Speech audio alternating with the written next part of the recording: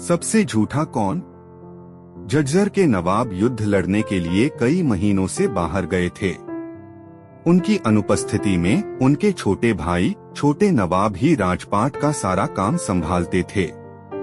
नवाब साहब धीरे धीरे करके शेख चिल्ली को चाहने लगे थे। उन्हें उसकी सरलता में आनंद आता था, परंतु छोटे नवाब शेख चिल्ली को पूरी तरह बेवकूफ और कामचोर मानते थे। एक दिन उन्होंने भरी सभा में शेख चिल्ली को डांटा और उसका अपमान किया। एक अच्छा आदमी बताए हुए काम से भी कहीं ज्यादा काम करता है, और एक तुम हो जो सरल से काम को भी ठीक ढंग से नहीं कर पाते हो। उन्होंने कहा, तुम अस्तबल में घोड़ा लेकर जाते हो पर उसे बांधना भूल जाते हो। तुम जब कोई बोझा उठाते हो तो या तो गिर जाते हो या फिर तुम्हारे पैर लड़खड़ाते हैं।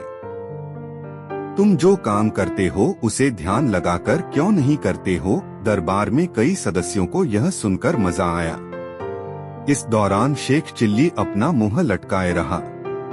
उसके कुछ दिनों बाद शेख चिल्ली छोटे नवाब के घर के सामने से होकर जा रहा था जब उसे तुरंत अंदर बुलाया गया।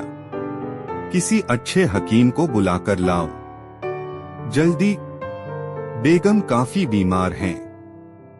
जी सरकार, शेख चिल्ली ने कहा और आदेश का पालन करने में फटाफट लग गया।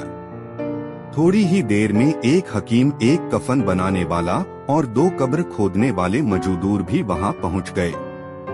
यह सब क्या हो रहा है? छोटे नवाब ने गुस्से में पूछा। यहाँ तो कोई मरा नहीं है।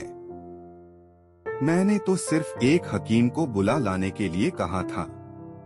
बाकी लोगों को कौन बुलाकर लाया है? मैं सरकार, शेख चिल्ली ने कहा। आपने ही तो कहा था कि एक अच्छा आदमी बताए गए काम से भी बहुत ज्यादा काम करता है। इसलिए मैंने सभी संभावनाओं को ध्यान में रखते हुए यह कदम उठाया।